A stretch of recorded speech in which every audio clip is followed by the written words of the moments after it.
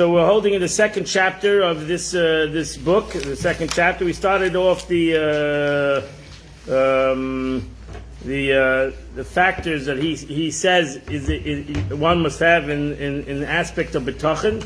One to acquire, to have a faith in somebody else, a trust in somebody else. So he gives to be able to picture it or to understand betachin the Eibishter, trust in God. You have to first understand how you have trust in somebody else. What it means to have trust in another human being? What is the meaning of trust between two people? So really, he says to have trust in two people, then you need to have seven. You need to have seven things. You need to there's seven factors that bring trust between two people. In today, just to give a fast introduction, today we learned Chitas today in the morning. You find the first struggle of trust between two people, and that's between Avram and Sarah. They're coming into a situation where it's going to be a little bit of a problem. They're going down. They've been told to go to Israel, and now they've been told to come down to Egypt. And coming down to Egypt, Abraham turns to Sarah, his wife, Sarah, at that time her name was with a Yud, Sin Reish Yud, Sarai, and he said to her, listen, we got a problem. We have a problem. The problem is that if people know you're my wife, they will kill me, and now you'll become a widow, and they will take you. And that's the way the Egyptians work. So, Imrina Chaysiyat. I want you to do me a favor. I trust you're going to do me this favor. You're going to say you're my sister, and so I will survive. I'll not only survive, I will thrive. I'll get, as Rashi says, I will receive gifts from this statement. So they made a bond of trust with one another. Now, this trust that they made in one another was a detriment to her. It was not a good thing for her to say that, as you read the Torah itself. It was not a like say you're my sister and then we'll both live and have a good life. Self-insert, it was going to put her in a precarious, dangerous situation. It wouldn't put her in a life and death situation like him. But it will put her in a dangerous situation. If she would say his wife would put him in a life and death, would put her in a very uncomfortable situation that she would have to go through, and she went through. But he trusted her. He trusted her.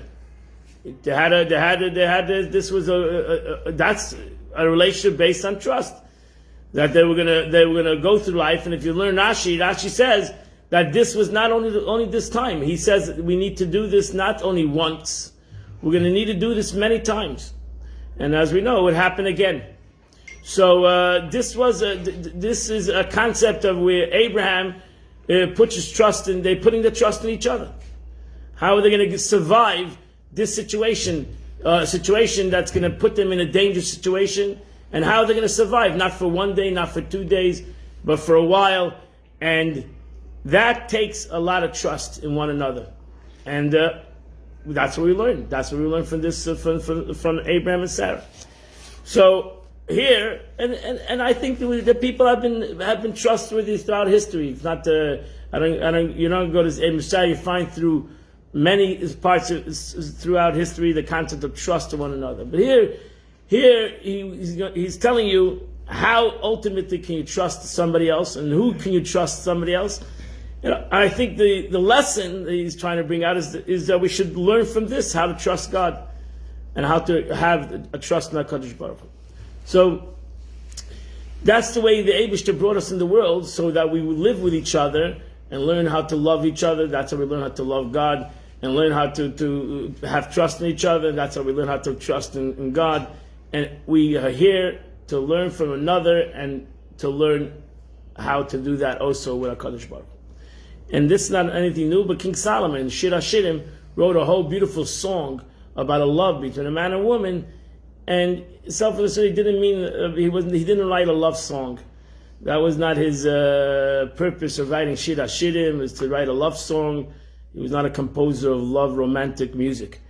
It was all about the concept between the Eibishter and a human being, and especially between God and the Jewish people. And that's why it says in Shir HaShirim, the Zohar writes that there are many hidden spiritual, godly aspects in that song. In Shir HaShirim, that everybody can translate it as a beautiful love song between a man and a woman. Yeah? You with me? Yeah. Okay. Nice. So here. Okay, ready? So we started this, but to those that came new, let's go quickly through it again. So by the factors in which present make possible for someone to trust other creations are 7. So he says there are 7 to have trust in somebody else. One of the factors that causes a person to trust somebody else, to take care of him, is if that person possesses the characteristic of compassion. That's number 1. So if you're going to go into any kind of a relationship with somebody else, that you want to have trust in him, again, if you don't want to have trust in somebody else, then you don't need to do this. But if you want to have trust in somebody else, you have to know that the other person has compassion. He's not only a good person, he has compassion. He has rachamim. And he has the capability of going more than the letter of law. That's compassion. Mm-hmm. Mm-hmm. Yep. Mm-hmm. Okay? Empathy and love. If when a person knows that his friend has compassion and empathy for him, he will place his trust in him and will have peace of mind due to reliance on him. He knows there's compassion. Because if his friend only goes according to the letter of the law, then that's not somebody you can trust. Because he'll say, this is the letter of the law, I love you, but I'm following the law. I'm following the letter of the law. I have no compassion. I have no capability of going beyond the letter of the law, of seeing the bigger picture. And that's again, you go. That's why we're judged by God, who has compassion. We're not judged by God. God has justice too. He is a God of justice. He says it clearly. I take no bribes. I take no favoritism. I don't. You can't bribe me. You can't suddenly. You cannot get around me. I'm a God of justice, but at the same time, I have compassion. I have rachamim. So that's why when we come to God, we ask Him for compassion, not for justice, right? Oh, yeah. Even though we don't ask God to bend justice, because that would ask Him something that He can't do. We ask God to have rachamim. It's very important that we come to God for rachamim. That's why it says even the righteous, when they come to plead by God, they don't come to God because they are right, even though they are right. They are just they themselves. Yaakov Avinu comes to the Eibush, says, "Katointi mikol chasadim." I'm small for all the kindness. I'm not coming to you because I deserve anything. Because we're going to go for tit for tat. I'm not going to win. I'm not going to win. So therefore, I'm not coming for the concept of justice. I'm coming to you for the aspect of rachamim, kindness, mercy. Have mercy upon me. I don't deserve it. I don't deserve it. Right? Yeah? Yeah. Mm-hmm. Yeah. I'm thinking. What are you thinking about? What you're saying. All right. So therefore, that's why the Rebbe will always say people are very nervous and it's like a nervous time Rosh Hashanah and Kippur. It is because you're coming at a time of judgment. But Baruch Hashem, you know the judges. And the judge is mercy. So you have to be worried about Rosh Hashanah and Kippur. But not that it takes you over and you feel like you know who the judge is. Judge is Avinu Malkeinu. He's your father. He knows he has mercy upon you. So therefore, it's good to know the law, better to know the judge. Right? It's good to have a good lawyer, but the best lawyer is the lawyer that knows the judge. And then, that's the best way to do it. So you have over here, you know the judge. We know the judge. It's no secret who the judge is. And the And the judge likes you. Not only likes you, he loves you. And the judge wants the best for you. So therefore, you come to the judge and you say, listen, have mercy upon me. The judge says 100%. Why not? Well, I'm sure I have mercy upon you. So that's an important thing, and we should all know that we always judge by God. We say to our daven, thank God I'm not judged by a human being. I don't want to be judged by a human being. I'm judged by HaKadosh Baruch Hu. And therefore, I know God has compassion. That's a very important thing. That's a very important thing. So therefore, as I said last week, God has an abundance of slicha, of forgiveness. And he's compassionate to forgiving. He has a soft heart to forgive. Right? Very important. Okay. So therefore, you can have peace of mind. Even though you're not so good, you can have peace of mind because you know that there's mercy. So relax. Regarding all those matters of which will bother him, the guy has mercy, and therefore the person is always going to have rachmim ami. Person will always have rachmanas ami. And that's how we call our God our Father, our parent. That's one of the reasons, because God is not a entity of human entity that we call him a father, a brother, a sister, but we call God our parent because normal parents are merciful to their children, at least. They're merciful. It's in their DNA. Their kids can do nothing wrong. And even though their kids do wrong, they know, but they can't do wrong. They have unlimited mercy. Unlimited mercy. They can't do wrong. They can't do wrong, but we have to correct them. I know, right? I'm not arguing, but a kid cannot do wrong. And the truth is, even if God forbid a parent has a child that is a terrible person, he still loves him. Right. Loves it. A parent will always do that, and that's the way it should be. That's the way they wanted. They wanted. Listen, I go and visit jails many times. Visit people in jail, and all the mothers and they're lined up to see their children. Wow. And I'm not talking about petty theft. We're talking about murderers. And a mother's a mother. That's it. A parent is a parent. And I'm sure they're not happy what their kid did, but a parent is a parent, and that's it, because they have rachamim, and you cannot eliminate that from a parent, and you can't say don't love your child anymore. Nobody would demand that on any parent to do. The Eibishter loves humanity in general. That's the way it is. He says, "Ahavti eschem Amar Hashem." God says, "I love you. I don't love you what you do. I love you because what you are. I created you. And therefore I love you. And there's nothing that can break that love. Nothing that you can do that can break that love. I hate your actions. I might despise your actions. But I can't stop loving you." So you don't agree with Fiddler on the Roof? I don't know if Fiddler on the Roof was the story. I never watched it. Marry out. What? Then when they marry out. No, the Eibishter loves every Jew, whether he's married in or he's married out. It doesn't make a difference. The Eibishter loves a Jew. Might not love his actions. Right. Okay? Like I'm sure a mother who has a murderer in his family, he's not saying, "Oh, that's a wonderful thing.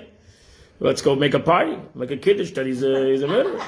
He's not going to do that. Not going to do that. But I still love you. I cannot stop loving you. Can't stop. Nothing can stop the Eibishter from loving a Yid. And the Alter Rebbe says, not a Yid can stop loving nothing can stop a Yid loving God either. Nothing can stop him. Not what he does, not what he says, can stop what he is. That's it. That's the mind we learned yesterday. The Ratzon of a Yid is that he loves the Eibishter. End of story. When you ask a person when the question is, what is your will? What is the will of a Jew? What is the will? What is your will? The Rebbe said yesterday, the essence of a human being is his will. What's his will? That's his will. His will is to do God is to serve HaKadosh Baruch Hu. So if you ask me what every Jew is, Every Jew is a will to do God, to do the wishes of God. Okay, you can have mine. I think Yeah. you sure you don't have it memorized? I do. I have it in my book, so it's easy. Yeah, that's the will. So finish. Okay, So that's the will of a Yid. That's the love of a Jew, and that's the love of God. The Gemara says, in the tefillin of a Yid is written, "Ahavta Hashem Elokecha." In the tefillin of a Yid is written, I love God, and the Gemara says God is wearing tefillin. What is in his tefillin written? Mi kam chiso, I love the Jewish nation. So you love me, I love you. We are in a loving relationship. What? Barney the dinosaur. But this is real, not a Barney dinosaur. That's it. Hashenis. No, because you should know, the Gemara writes, we started Avram Avinu, today we started this week's Parsha, Avram and Sarah. So the Gemara says that a Yid arachamim, a Jew, if you want to know if he's Jewish, he has to have rachamim, he has to have mercy, he has to be part of his DNA, mercy. Okay, so every one of us, whether we don't act merciful or we don't express it, every one of us has within us the concept of mercy, rachamim. It's got to reveal it. Hashem is the second factor that is required in order for one person to trust another, is that he knows that the addition to his friend's love towards him, his friends will not ignore him, nor become lazy in fulfillment of his wishes. That's a very important thing. So even though I might have compassion and I love you, but I just don't have time for you. Too busy. Well, I think I'm too busy. Or I'm never around to help you, right? Why? Because I'm lazy. I'm lazy. Why should I help you? I'm too busy. Why should I? I don't know. What do I gain out of it? Whatever. Selfishness. I'm too lazy. Rather, he knows that his friends has decided to fulfill his wishes and will make every effort to do so. So that I know that you will always be there for me. That's another factor in this point of the aspect of betachon. For it will not be clear to him all the above, then he will not be able to trust. That means if I'm one day going to ask you for something and say you're too busy, so I've lost my trust in you. That's it. So I know I can't rely on you.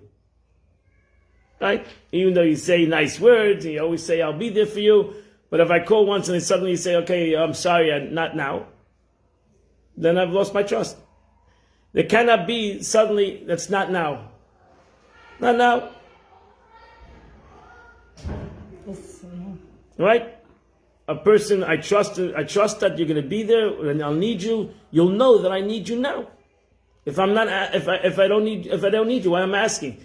So if I'm asking you to do for me something, and I trust you're going to do it, you're going to trust you to do it now.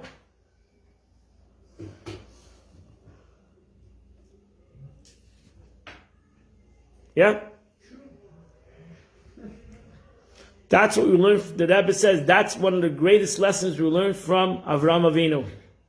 That everything that he did was now. Hayashkem Avraham Abayke. He didn't wait till tomorrow.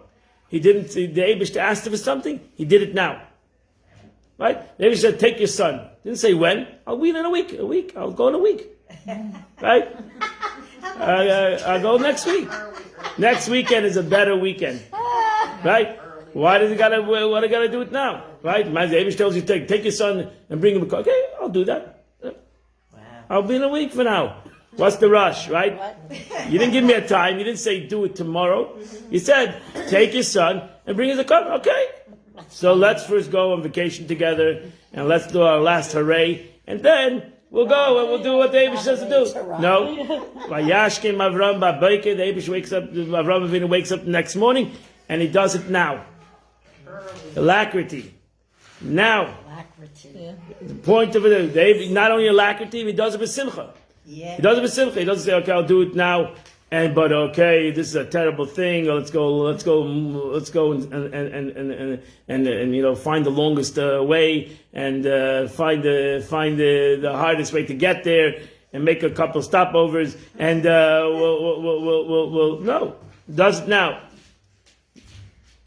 Im layachshav, ein masai. If not now, when? So it'll never be done. And that's the thing. Never done. Never done. Never done. And that's it. If you have to do it, you have to know the person you're putting you're asking to do is going to do it now. That's why it was so great, I think. So that's you need to trust somebody. If he doesn't do it now, for it will not be clear to him of all the above, then he will not be able to trust his friend completely. Since he knows that his friend may ignore him or be lazy when it comes to fulfill his wishes. Okay, it's only when a friend is trusting, possesses both of these qualities, namely that he has great compassion. Number two, that he pays attention to all of his matters, and he will be able to rely upon it without any doubt. Number three, the third factor, and that is also extremely important, and that is that the factor required in order for one person to trust another is that he, meaning the one who is being trusted, be strong and will not be won over by others who try to oppose him. That he has the strength to do it. He has the strength to do it. The person you're asking a favor might go into trouble. He might suddenly realize that other people are trying to stop him from doing it. Regarding any matter that he wishes to achieve. And that anything will, and nothing will stop him from fulfilling the request of the one who's trusting in him.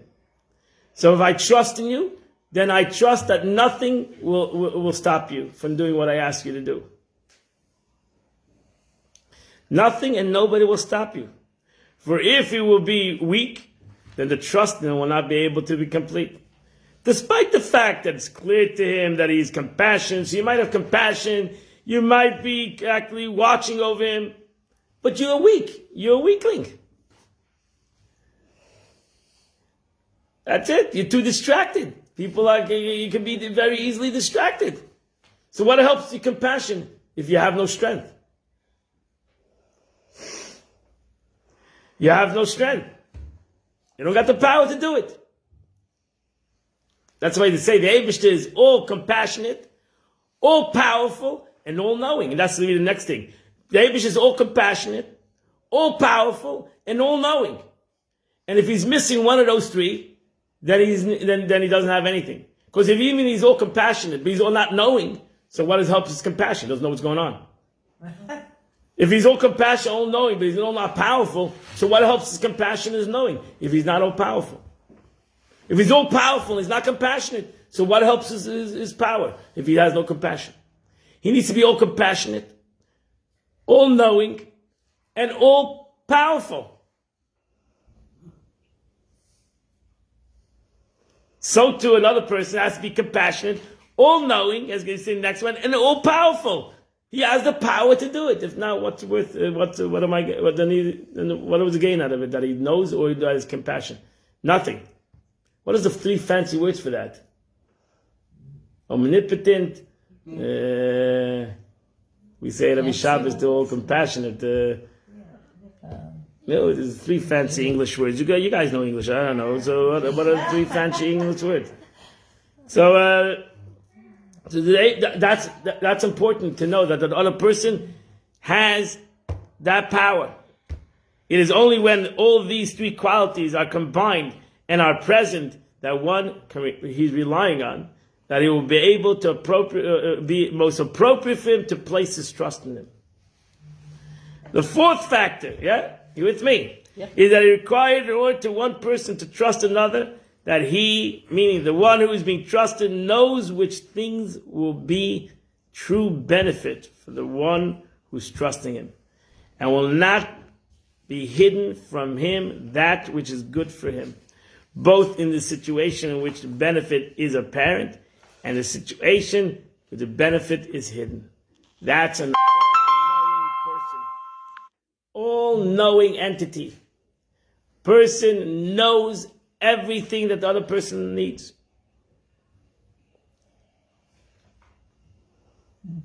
That's the hard part. Are there such people? That's the point. Only just Hashem. That's it. That's the point. Okay, you're getting to the point. You're right. You're right. You're very difficult. That's his point. Exactly. You got it. For if he will not know this, all this, then one who's trusting in him will not be able to have peace of mind, because you don't know. You have no idea what is missing. So how do you know exactly what I really am missing and what I'm asking for? Maybe what I'm asking for is not what I need. So you really need to know me well.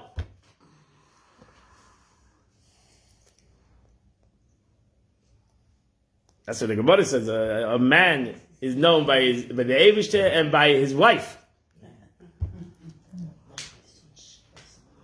It's interesting that it says the man can trust his wife. I don't know what the word the woman trusting the man, but that's I don't know. I never understood that. I always complain. That Gemara was very complex to me. Whatever.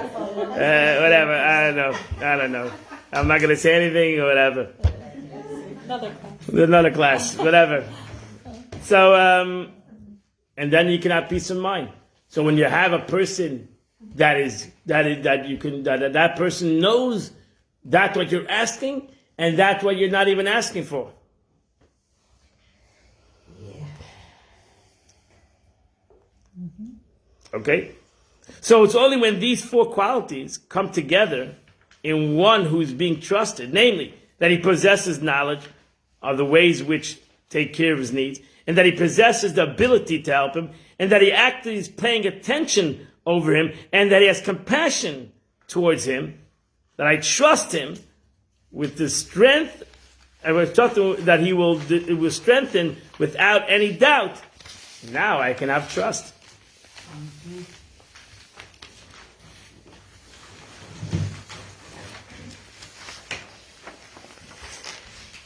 But you have to have a fifth one, he says.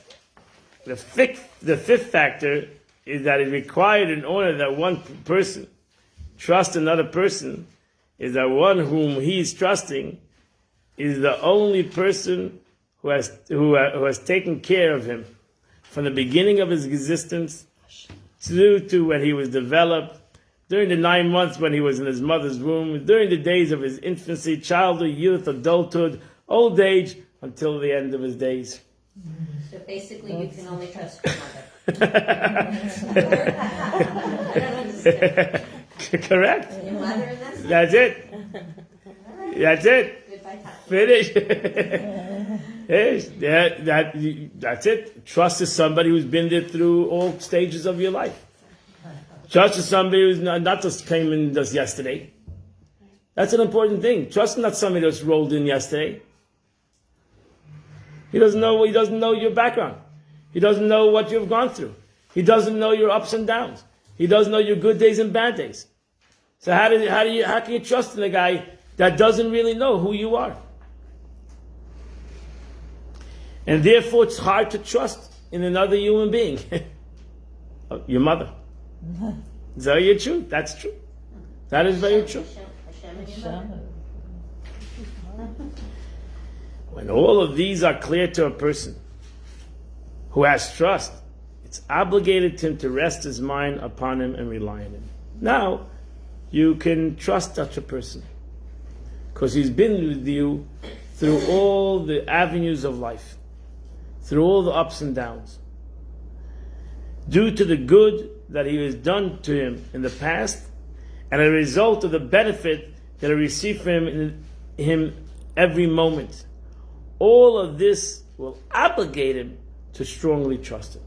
So in essence, he's saying that the trust in another person is a relationship, is a long relationship that you have with another person. If you have a long relationship with somebody, and you've gone through good days and bad days with him or her, and you've gone through struggles in life with each other, now you can rely on the person because you have basically a history with that individual. If you had such a history with an individual.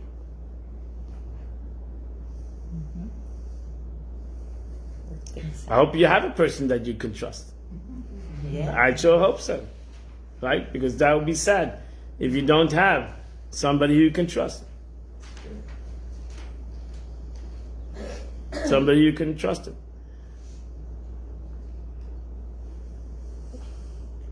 The sixth factor, he says, is that required in order for one person to trust another person, is that the person whose trust is totally in his hands, or the one who he trusts.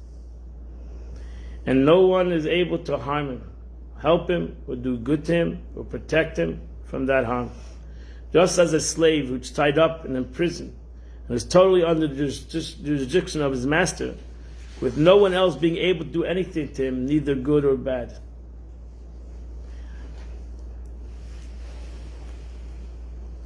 So that's another whole different level of trust. I'm basically in your hands. B'yodcha afkid rufchi, padisi oisi Hashem. I put myself in the Eibishter's hands. That's it. I'm in nobody else's control. Good or bad is what? Good or bad is only in God's control. Anything good happens to me is because He allows it to happen. Anything bad happens to me because He allows it to happen.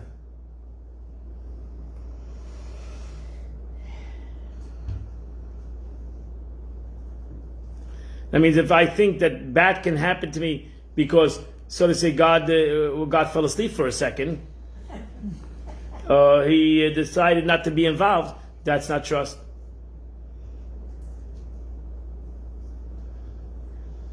Say the good and say the bad cannot slip through His arms. Maybe He wants you to learn something. Whatever. I'm not talking about the lessons or what we learn from it. That's a separate issue.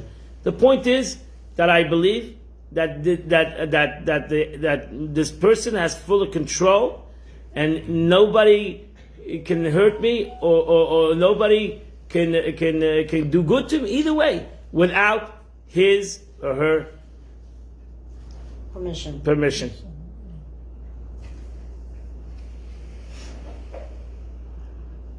That's where your trust goes past your mother. Yeah.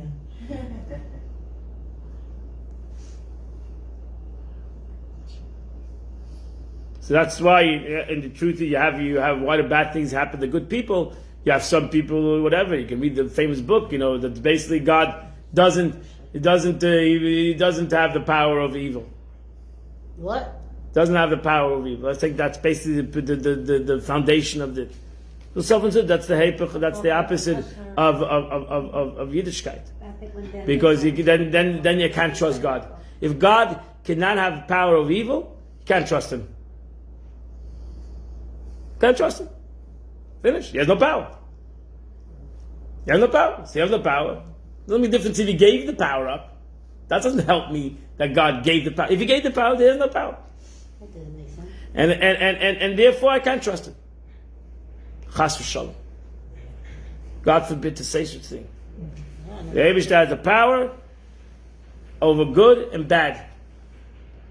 Why He does it? That's a question. That's another question.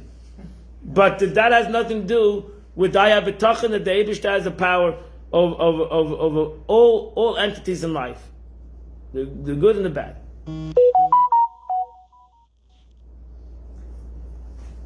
Reversing. Whatever, the power. He can reverse the bad. He can do whatever he wants. He has full control. He hasn't given up his control. That's what the Gemara says in a different term. Just like you thank God for the good, you have to thank Him for the bad. Chassidus goes a step further. It says there's no bad.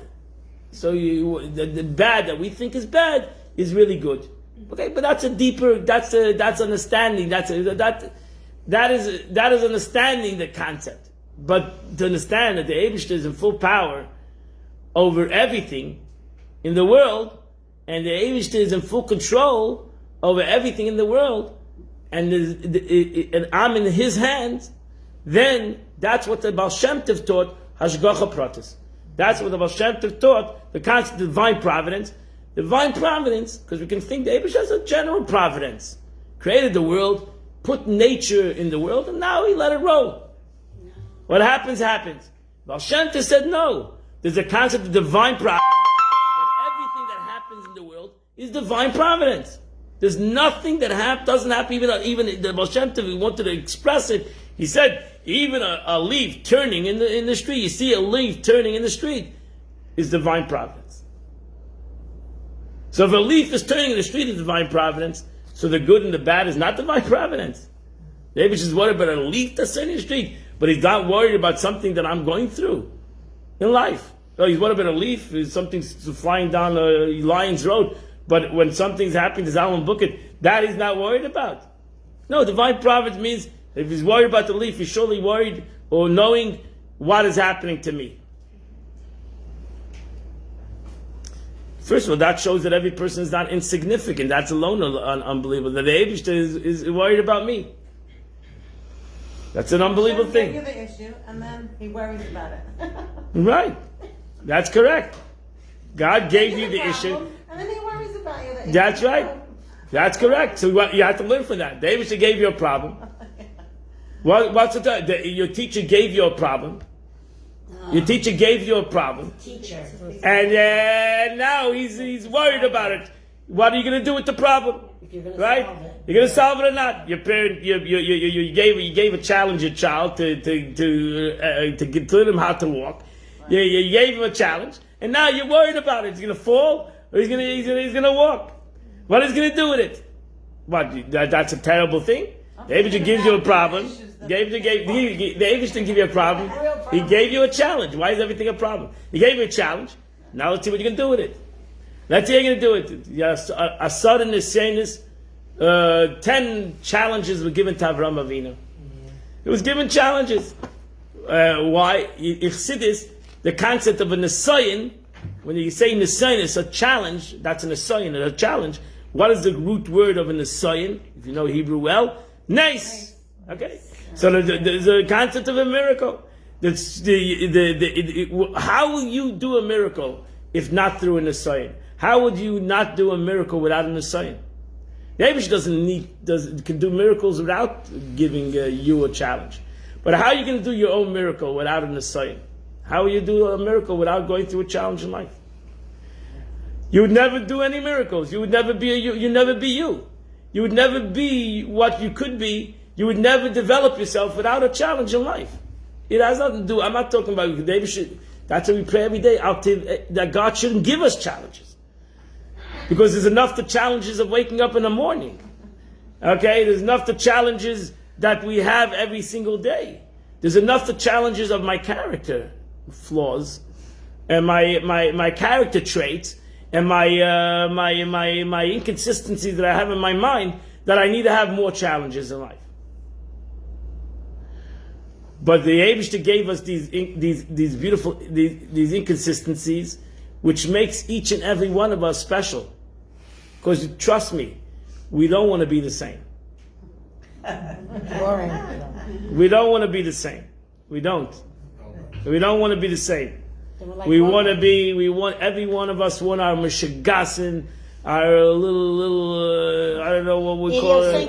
Idiosyncrasies. That's a nice English word. And I call it Meshigasin, and our hang-ups, and which makes Zalman Bucket, and Lisa Ryan, right? It makes us each one unique and special, which we wouldn't be without these things that we each one go through in life.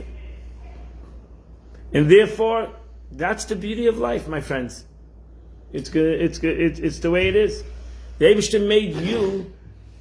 The Eibush, the beauty. The Gemara says the beauty of God is that the God made each person unique. Like a The snowflake. Eibush is different than a plate. You take a thing that makes coins, and all the coins are the same. The Eibush made each plate different. Like a snowflake. Each snowflake is But I'm not a snowflake. Far from a snowflake. Okay, far from a snowflake. Okay, and the Eibush made us all unique. That we all have different hang-ups, and we have in the DNA we brought over different emotions. Some of us are emotionally stable. Some of us are emotionally unstable. Some of us are intellectually stable. Some of us intellectually unstable. And the Eibush God wanted that he would bring a beauty to the world. He would bring a beauty to each other. That would bring beauty to each other through this instability. Variety. Through this instability. So right, so you come to learn. Why? If I ever had betachin, so we didn't have to learn it. We don't have betachin. We all have different avenues where we don't have betachin. And here we come to learn together to every person to put on the table and say how each one of us, I have certain things that I have betachin in, and I can enhance that in you, and you can enhance me your betachin.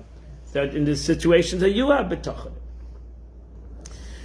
So we all have to have this premise that we have to have the foundation. We're Jews, and we believe in the Torah is that the Eibush is all powerful. He's divine providence. God is in control of everything. Don't blame it on anybody else. The negative character you have, or the negative things that are happening to you in life, blame it on God above. He gave it to you. He can handle it. He can deal with it. He trusts in you. And if anybody's going to help you, is God. And if anybody's going to schlep you through this, is the Eibishter. And he'll send the right messengers, and he'll give you the right avenues to drag you through this problem. And God doesn't give you anything you can't handle. Okay? Yes, I agree with that. Yeah. Then what do you say when you say it's not my fault? It is always your fault. That's number one. It's that when a person says it's not my fault, then he's in denial. It's always your fault. That's the thing. That's when the Eibishter came to Adam Arishan. That was the first thing he said. It's not my fault. Oh. When God came to David and he said, I made a mistake, Chatasi. I'm not perfect. With the Bathsheba, the story of Bathsheba, when the prophet comes to him, he says, I made a mistake, Chatasi, I made a mistake. Don't say he didn't make it, he's not perfect. Nobody's perfect. That's it. That's why again I mentioned Yaakov Avinu. When Jacob is put into a challenge, he doesn't come to God and say, I'm perfect. Why is bad things happen to good people? He says, no. Kataiti mikol achsadim. I am small from all the kindness you have done to me. I'm not perfect. I'm asking you, I'm in your hands. I'm in your hands. It's up to you. You're either going to have a good outcome or it's going to have a bad outcome. It's in your hands. I'm trusting that it'll have a good outcome. I'm going to do what I can do. As the Torah says, he prayed and he put money aside, ready to go to war. But it's in your hands, not because I deserve anything. Because I have mercy, you have mercy, and you'll do what is right, and that's it. And that's the way it goes. But not that I deserve anything. I know it's said that we say it all the time, that God does not give us any challenges that we cannot handle. Where is it written that way? What? That God doesn't give us. It's a Gemara. Ein HaKadosh Baruch Hu ba betrunya midyesav. So I think actually it's a Gemara or it's a Zohar. Ein HaKadosh Baruch Hu ba betrunya in midyesav. The Eibishter doesn't come to humanity with things they cannot handle. But don't some people go crazy and they don't handle their issues? That's because they don't want to handle it. Everybody's entitled. It's your free choice. Don't handle it. They cop out. Don't handle it. You're entitled not to handle it. But to blame it on anybody that you don't want to handle it. Nobody ever promised you a rose garden. Nobody ever promised you a rose garden. That's the way it is. I don't know if he's Jewish. Now the question is, Yoda said, do or do not, there is no try. You either do it or you don't. okay, that's another expression. But nobody ever promised you a rose garden is a true statement. But the truth is, the Eibishter did promise you a rose garden. He did promise you a rose garden. The thing is, he said, I want you to make it a rose garden. Okay? So make it a rose garden. I'm not making it a rose garden for you. You want a rose garden? Make it a rose garden. Plant the rose. You want to look at it? You want to look at the world in a negative way? Gesundheit. You want to look at it in a positive way? Gesundheit. That's up to you. And that's it. So I hope that you look at it in a positive way. You don't want to look at it in a positive way? Free choice. I'm not going to stop you. Actually, you're entitled to do that. I'm not going to take away that free choice from you to looking at everything in a negative way. That's your free choice. But don't come to me later and complain about it. Because I didn't change the aspect. The world is the same. And it's a beautiful world. I believe it's a beautiful world. I believe that everything is beautiful. Me too. Right? Once with a bunch of Chassidim sitting around a table and they were arguing, what would they do if they were God? Right? It's a famous story of the Alter Rebbe. And the Alter Rebbe came in and he heard this Chassidim arguing. What would they do if they were God? How would they run the world? How would they run the world? So then each one said, well, how is he going to run the world? Then it turned to the Alter Rebbe and they asked him, they asked him, what would you do if you were God? And he said, I would run the world the way God's running the world. Yep. I would do the exact same. I would do the exact same. Why? Because the Eibush is running the world correctly. You said that yesterday. Because I said it yesterday. Like I'll say it another 10 times because it's important to say. It's important to know this. It's not a secret. It's important to know that the Eibush runs the world the way the world is supposed to be run. Yeah, we may not like it, but. No, we have to like it. No, I think we have to like We it. have to like it. Do your teenage kids like the way you run your house? No. Never. Hopefully when they grow up and they mature, they say thank you. And we appreciate the way you ran your house. You taught us how to run a house. And you didn't just let us run the house. So thank you for being parents. Right? So when we don't like what the Eibishter does, maybe it's immature, maybe it's an immature kind of a response. Maybe we'll become mature and we'll say, wow, this is the right way to do it. Yep. So my friends, we're looking. He started in the introduction of his book. We're looking for tranquility. We're looking for the tranquility. When I trust the Eibishter, I should be tranquil. I should have menucha, and that's what we're looking for. That we are content in life. When I trust in God, or I trust in somebody else, I'm content. When I trust in even another human being, I'm content. I'm nothing to worry about. I trust, right? I can go away. I can do what I'm supposed to do. Why? Because I trust in that other person that he's going to fulfill and do what needs to be done. What? Someone has emotional issues with trust. They're not going to be able to trust Hashem. No, maybe they can realize that to find a person that has all these characters, maybe it's impossible. But in the Eibush, I can trust. Oh, I see. You understand? So maybe because the Eibush, I do have a relationship for the last whatever years I'm in the world, and ultimately, he knows what he's doing. Thank God. Ultimately, everything did work out the way it's supposed to work out. So I have a history with God. And he's consistent. He's been there consistently. What's menucha? First, tranquility. Thank you. I think so. It's tranquil. How does the English guy say tranquil? Chuni said tranquil. Rabbi, like you said before, usually we trust our mothers because. Right. But when they're both gone, the mother and the father, I personally felt, wow, now who can I really trust? Right. The one Right. above. Correct. You know, you think your parents can handle anything for you, but in reality, it's a Hashem. But it's a beauty when I did trust my mother and my father. I trust both of them, and I trusted in them in different things in life, and but your parents impressed upon you to trust the Eibishter. So when you have parents who impressed upon you to trust God, then you understand the true trust in HaKadosh Baruch Hu. What means to trust in HaKadosh Baruch Hu? Yeah.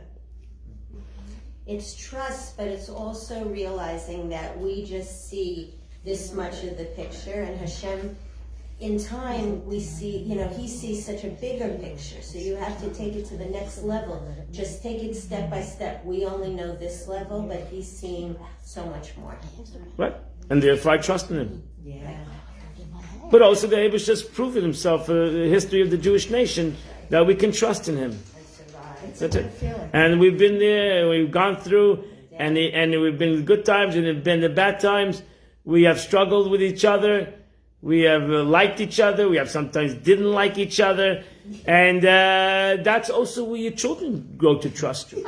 Right? They were good times, they were bad times. They struggled with you, but you were always there. You were consistent. Right? If you fell apart as a parent, God forbid, because you had a teenager and they made you tzaddis, whatever, then you can lose your trust. You need a child needs consistency. Right? Whatever you're going to do, they'll always tell you to be consistent. Yeah. Yeah. Don't be up and down, be consistent. What time is it? 5 after. Okay, Vashvius. Let's just end this off, this one at least. The 7 factors that they require that one who is being trusted is extremely generous and kind, both in those deserving of his kindness and as well as those who are not deserving of his kindness. In addition, his generosity must be constant and his kindness must be continuous, never ending and uninterrupted. That's it, chesed. Going back to chesed. Kindness, unbounded kindness. Unlimited, capable of kindness. Benevolent. Benevolent. That's the fancy word. That's a good God is word. benevolent. Yeah, that's a good word. Yeah, That's a 50-cent word. Yeah, that's a perfect word. Wow. But it's benevolence, not just when it's convenient to be benevolent. No. There are people who are like that. Just when it fits in their thing, they'll do it. But going out of their way, No, so a person who's trusting, your person you're trusting has to have unlimited kindness. Unlimited kindness. If he has a limitation to his kindness, then you can't trust him. Because everybody will push another person's button wrong. Everybody will ultimately push another person's button wrong. True. We're human beings. You're always going to push somebody. He's going to say, you know what? Enough is enough. Yeah, I get it. I've had it. I'm out. I'm going to stop doing it. I'm stop doing this kindness. I had enough. Did it? The Eibishter has an unlimited bound of kindness. My friends, if you understand these 7 things, you're going to realize that you can trust God. B'tach b'Hashem. You can't trust anybody but God Himself, because God has all these 7 characters. He's merciful. He's kindful. He's knowing. He's been there before. He nothing can stop him. Nothing nothing in the world can hold him back from doing this. He wants to do it. He's ready to do it, and he'll do it now. And therefore, there's nobody in the world you can trust but HaKadosh Baruch Hu. And He's been there before, and He'll be there now, and He'll be there in the future. And that is the level. That's the level. Now we should. We don't have to finish the book already because we have trust in the Eibishter. Finished. We should all trust in God, and that's it. Stop it already. That's it. I have fun.